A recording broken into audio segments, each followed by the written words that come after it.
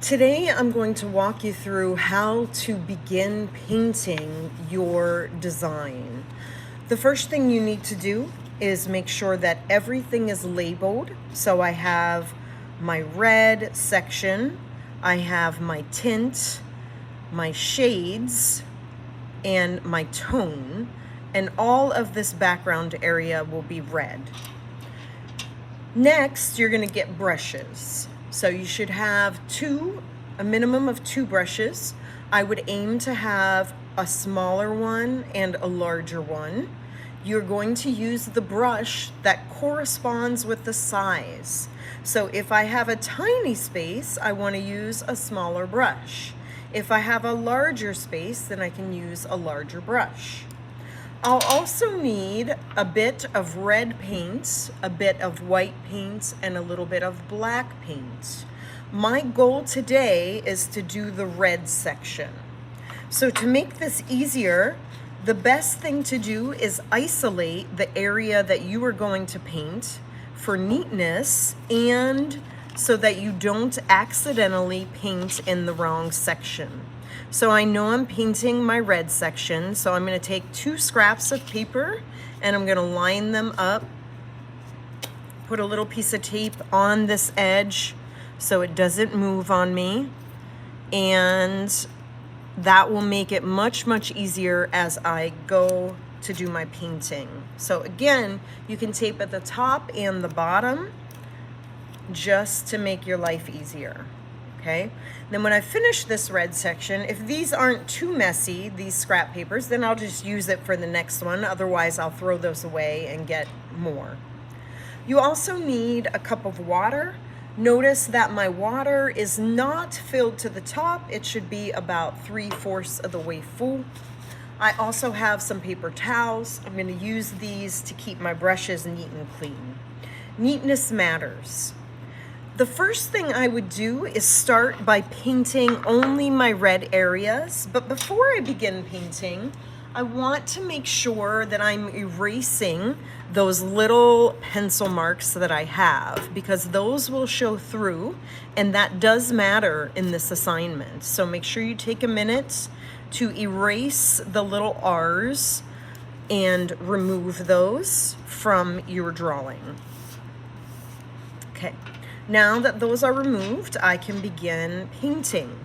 One of the things that you want to keep in mind is your brush should not be overloaded with paint. So I'm going to use this brush. I have a nice clean brush. I would always check to make sure my brush is clean before I begin. And I'm going to go ahead and dip it into my paint. Notice that I am not dipping my brush all the way up to the metal. Your paint should only reach the top half of the bristles. I'm going to come in and gently begin to lay that paint down. And it's okay if you get paint on the edge of that paper. Try not to make a big mess of it. Your paint should be spread out. It should not be a puddle on your paper. This type of paint is called tempera paint, and this paint will crack if you overload it on the paper. So you should be spreading it out and going in the direction where your brush tip will best fit. So I'm loosely going in there. Now I got a little bit over the line, and that's okay. That's gonna happen on occasion. All I'm gonna do is let that dry, and then when I paint my shade in there, I'll be able to cover that up. Okay, so I'm going to take some time here and paint this area. Now, while I do that, I also want to think about, what am I going to paint next? Am I going to paint the tint or the shade next? I would recommend that you always start with the tint of your color first. Okay, it will be a little bit easier. That black can tend to get everywhere and can tend to contaminate your color.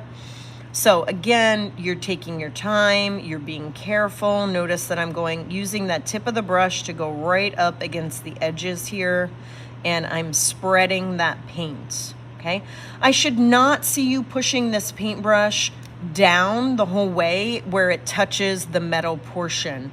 You will just ruin my paintbrushes if you were doing that, okay? You are responsible for the brushes that I give you, meaning that at the end of class, I will call you to the sink to clean your brushes, and then you will take those brushes back to your table with the clean cup and the clean palette, and I will come and check those, okay? So again, I'm taking my time here, and I'm trying to neatly paint these areas, okay? I'm not gonna make you watch me paint the whole portion of red. I'm gonna go ahead and jump into painting the tint, but I would, of course, I'm gonna add red in these areas here and all around here. This should all be red in these spaces, okay? So I wanna go ahead, we're gonna imagine I've painted all that red area, and we're gonna go ahead and switch into making a tint of red. When you're mixing a color, you're always going to mix the light color, the dark color into the light color. So I'm gonna start by rinsing my brush, okay? And when I'm rinsing my brush, I'm just gently swooshing it around in my cup. Okay, don't push those bristles onto the base of the cup. You will ruin them. And then very gently, I'm just dabbing or wrapping my paper towels around it to remove the extra moisture. I'm not squeezing it or twisting those bristles because I will ruin them. So I'm gonna take a bit of white and I'm gonna put it in a second space here. Okay, and then I'm gonna take a bit of red. And again, you'll want to rinse your brush before you do that so you do not contaminate your color. I'm going to put up a little bit of red into my white. Now notice I don't have very much on this brush tip, okay? Red is a powerful color, so it's going to change this red rather quickly. So if I pick up that red, right, you can see how much I have on there, and then stir it in to the white. It's going to make a pink. I don't need a ton of paint for this, so I want to stir so that it's not streaky. Shouldn't have any streaks on this. Okay, so really stir that well. And now I can come in and paint my tint here. Now, if I got paint up on the tip of the metal, I'm going to go ahead and rinse that because, again, that will impact your painting. So you want to be neat and take good control of your paint and your brush. So I've cleaned that off.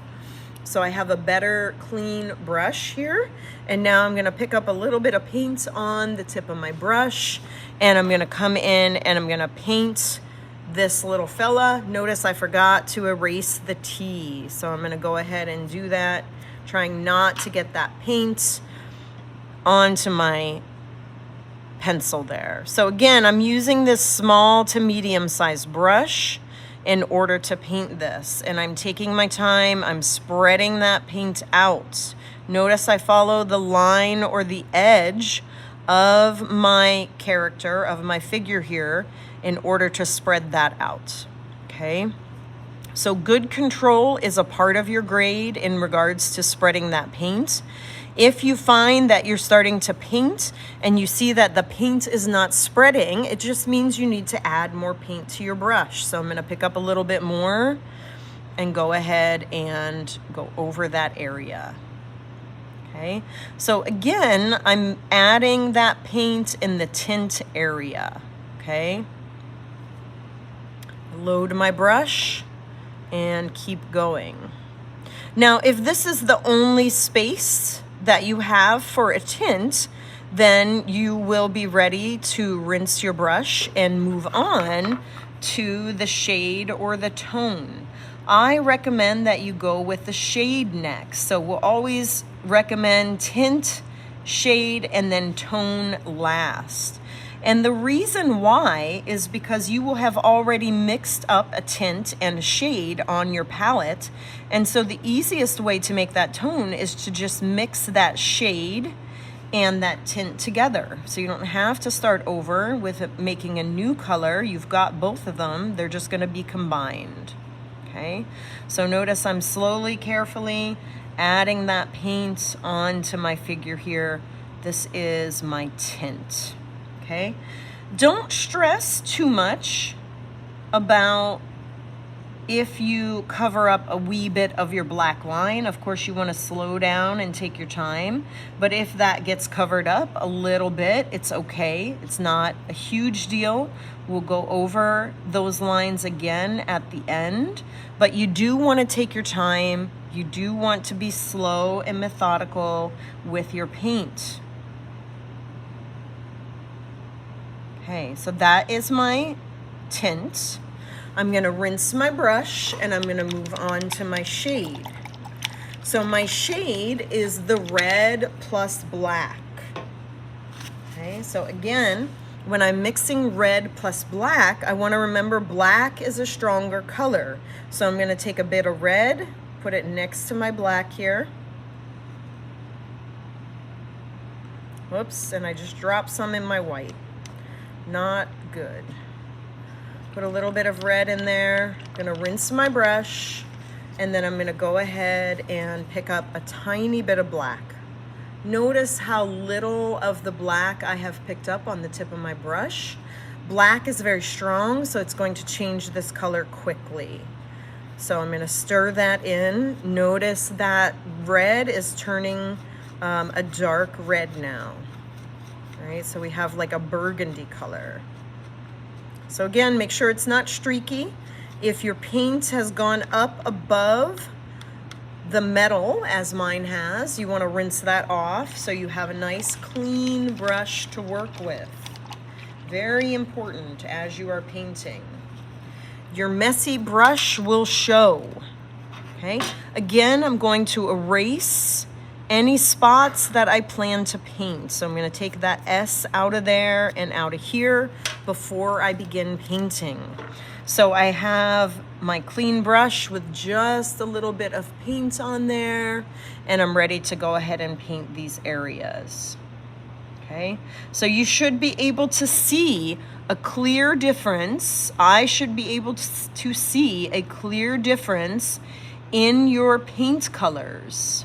If your red plus black looks exactly like the red, that means you don't have enough black mixed in, okay? If your red looks, or your tint looks too red, you don't have enough of the white pushed into there or mixed in. So you really want to be conscious and cognizant of those colors and how they look next to each other. I should see a clear difference there. Okay, so we're gonna imagine that I have finished painting all of my shade, and then we're gonna go on to mixing the tone. Okay, and I will work on painting mine at another time so that you don't have to watch me do the whole thing. Okay, so here is my shade. Notice I'm turning my brush and spreading that pigment or that paint around. So I'm gonna go ahead and rinse my brush again. I have my shade mixed right here, and I have my tint mixed right here. So to make my tone, all I'm gonna do is scoop up a little bit of this tint, okay? Hopefully I'm done with my tint, because I have painted everything here that I need. So if I was done with my tint and didn't have to go over it again, then I could just pick up a little bit of this and mix it into that, but I put it in this one just to make it easier to see. So I'm mixing that tint with the shade because I have red, white, and black mixed together. So again, I want to see a clear difference in these colors. So I'm going to mix that together. You can see this has a grayish hue to it, and so it's going to look a little different. So again, stir it up. You don't want to have it streaky. You're going to go ahead and we're going to rinse this brush because it's got over on the metal. And then I'm going to go ahead and paint that tone, which is my arrow shape here. Okay, so again, neatness counts. I cannot say that enough. Neatness counts. Make sure you're erasing as you go, using the tip of your brush with control. Okay, you should see a clear difference in that tone compared to the shade, the tint, and the pure color. Okay, so I have a nice tone of red here. Okay, so you may or may not finish the entire red section in one day, and that's okay. You should be taking your time, being neat, taking control of your paintbrush, not rushing. Okay, remember, craftsmanship or neatness is very important in art, and that will be a big part of your grade in the end. But I'm also looking at, are you able to mix colors? Are you able to paint within those shapes? Are you taking care of your brushes?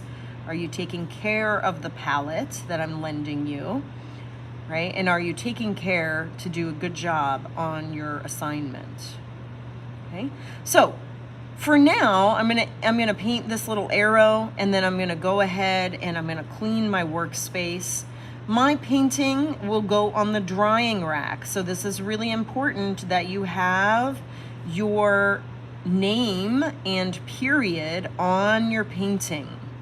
If your name and period is on your painting, then we will have no problems getting that back to you, and we will be able to return it to you tomorrow in class. So let's say this is all the further I got today. I'm gonna go ahead, I'm actually gonna take these pieces of paper off, gently remove that tape, and you can go ahead and throw those away, or if they are still usable and you're ready to move on to the next segment, then you can go ahead and just shift them over. I like to get a fresh set because it's just scrap paper, okay?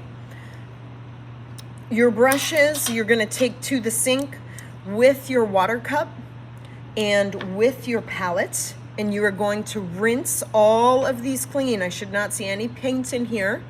I should not see paint left on the bristles. I'm gonna gently put them in my cup and swoosh them around.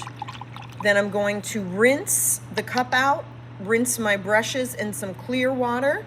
My brushes will go bristle side up in the cup after it's empty.